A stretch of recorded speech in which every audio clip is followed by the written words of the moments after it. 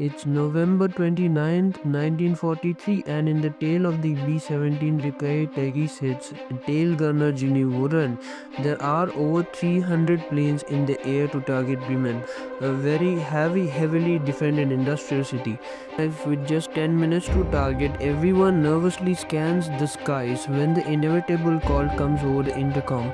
Bandits 12 o'clock high.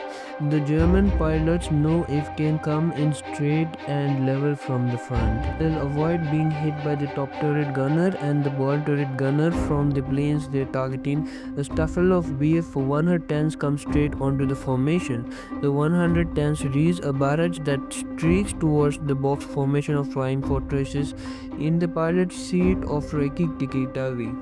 The 21-year-old pilot, First Lieutenant Linwood Langley, barely has time to register what's happening as a rocket streaks by the cockpit, barely missing him.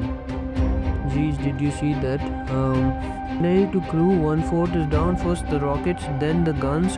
The Bf 110s are now in range and they fire with all they have. As the 110s roar, big test roar by navigator and Jesse Orison. Current Jesse Orison is ready with G-gun. In a moment, the enemy have gone past. Get them. Eugene, but at the back, Gene is ready and peppers the 110s as they fly straight on and then peel off in pairs. Squinting in the distance, he sees small dots. There's more Bf 109s and February 90s B-17 as bandits. 5 o'clock high, he shouts as roaring in from above, and behind are more German planes than Gene has ever seen. Bf 109s and the dreaded butcher bird FF Tablet Werfer 190s dot. Then there's mayhem as the world becomes a mass of whirling planes and tracer fire. Geez, there's too many empty shell casings pulled on the floor of the fort as all the gun positions send as much lead as they can towards the enemy. 3 o'clock level, the intercom is awash with the gunners calling up positions. Bandits 12 o'clock high. Then they got one, I think the pair peeling off. Watch out for flak, then a dirty cotton wool puff is seen exploding ahead. Flak 11 o'clock low, the sky is covered in 88mm flak. Some of the German planes peel off, but others seem to care about the flak and just press on their attack. The B-17s are buffeted about as the flak explodes all around them. The American planes are hit and go down. Moran can see them fall out of a formation and drift behind and below. Pilot to Bombardier Curtis, you ready to drop them? Yes sir. Bombay doors coming open. The Bombay doors are open. They wait nervously for the lead plane plug their ordnance. Just drop the damn bombs, will you? It's away, and Bombardier Donald Curtis releases the bombs.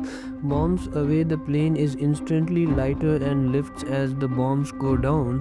The Bombay doors grind closed and Langley turns and heads for home. The flag slowly and mercifully peters out. Damage report, navigator, okay, ball turret, okay. Only some holes in the wings and fuselage, looks like we're fine. Lieutenant, the captain is amazed. The fortresses are tough. The pressure looks good. The 4 engines are seemingly unaffected and running well. And relief washes over the crew. We're gonna make it before the echo of those words dies in the ears of the men. Another goes up. Second attack bandits. They're back. A swarm of enemy fighters is spotted coming in from above. Get to the guns. All the men stare at the vast numbers of planes coming at them. The Germans are back to enact their Ranger from Bremen. So boys, they thud off the guns and the crash of shells fills the ears of every man on board as the entire box formation lights up the sky at 2 o'clock. 6 o'clock, the fox formation is rocked from every angle. The fortresses go down in the melee, but the crew of Rikki Tikki Tavi are too occupied to register. Gene takes aim at an FWP 190 that zips past and then a BF 109.H. He can't be sure if he's hit any of them, but he picks another target and battles on. 2 o'clock high. Watch out, the B-17 shakes under the impact of another volley and slowly starts to drift back from the formation. Gene notices the gap with the main group getting wider and wider and wider. But what's going on quickly? He looks over his left and right shoulder. There's no smoke from the engines. In B-17 information is vulnerable to the overwhelming number and speed of fighters like these, but on its own, it's a death sentence. Slowly, the other gunners get on the intercom. When they're slipping back, what's going on? Langley, Rikki Tikki Tavi leaves the formation. There's no word from the captain. Gene shouts into the mic, "What's the matter? We're not staying up in formation Asian."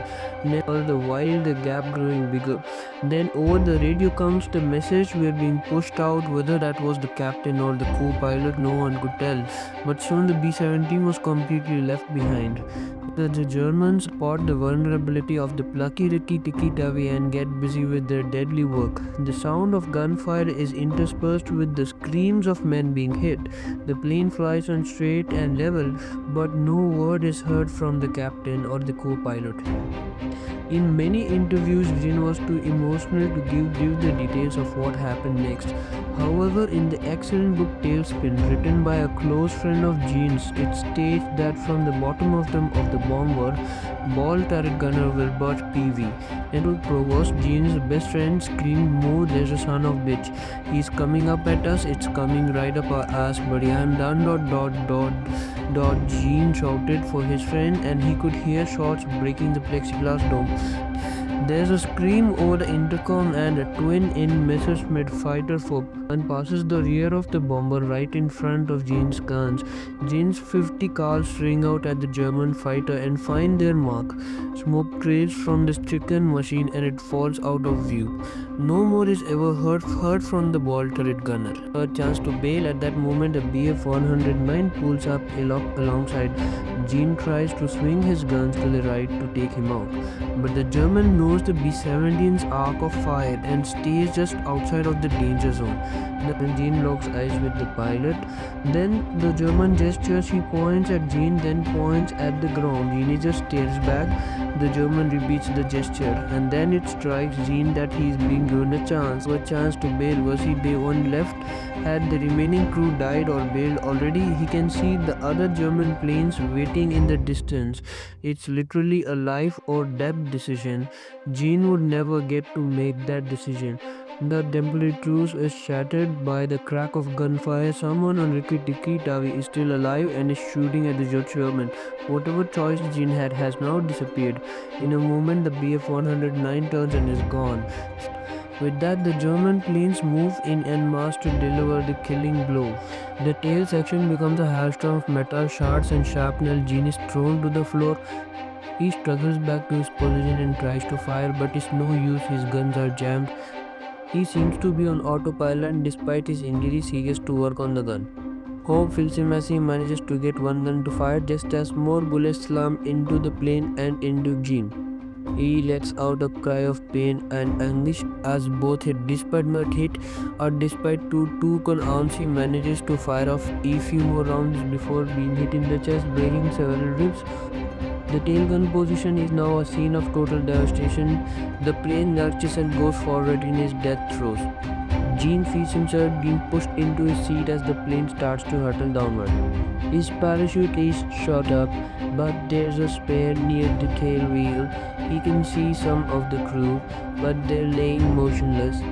There's a gut-wrenching groan as metal tears. He can feel the floor beneath him move, almost like he's being pulled backwards. He grabs hold of anything he can and he watches the sky appear and then the main fuselage drop away from the tail. He desperately grabs the floor of the tail section and pulls with all his might. Screaming with pain into his mask, he watches with horror as sees the Rikki Tikki Tavi sink below him. The tail separates from the plane while he remains in the tail section. In the nose section, though, Navigator Jesse Orison and the bombardier Donald Curtis fire their guns at their seemingly countless planes, buzzing them.